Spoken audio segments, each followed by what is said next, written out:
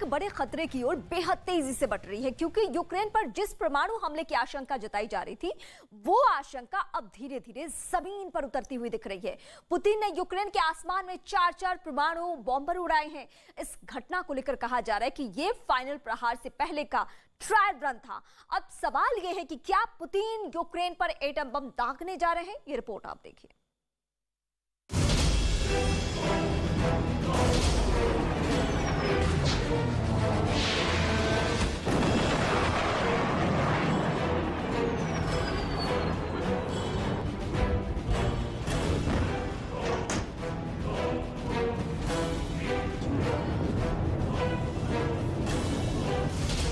युद्धपोत का इंतकाम, पुतिन का परमाणु संग्राम।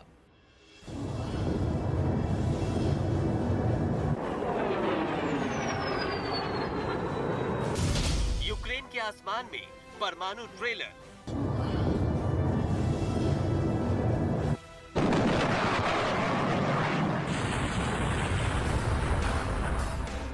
यूक्रेन की जंग में दुनिया अब तक परमाणु हमले की अटकलबाजी कर रही थी।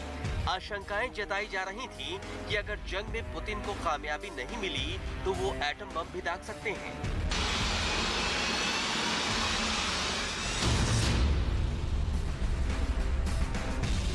लेकिन जंग के मौजूदा हालात अब इन आशंकाओं से काफी आगे निकल चुके हैं और उसका सबसे बड़ा सबूत है ये वीडियो। ये यूक्रेन बॉर्डर की तस्वीरें हैं, जहां सोमवार को एक दो नहीं बल्कि एक साथ 4 Tu-160 बॉम्बर विमान देखे गए।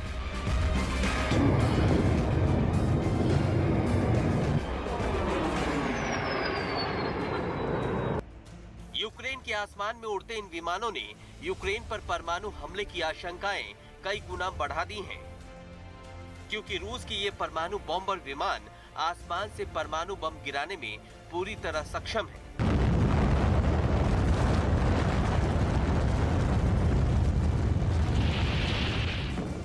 दावा किया जा रहा है कि काला सागर में रूसी युद्धपोत पर हुए हमले के बाद पुतिन बौखला उठे हैं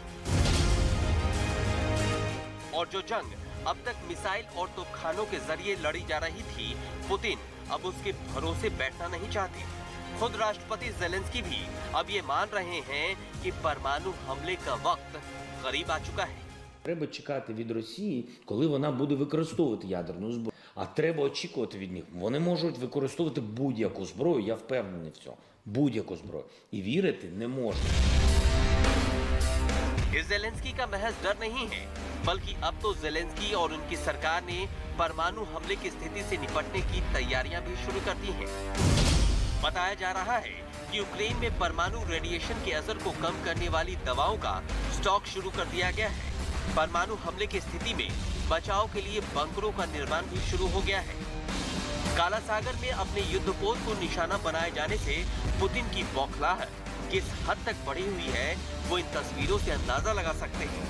पुतिन ने यूक्रेन के उस गोदाम को हवाई हमले में तहस नहस कर दिया, जिस गोदाम में नेपच्यून मिसाइलें स्टोर की गई थी।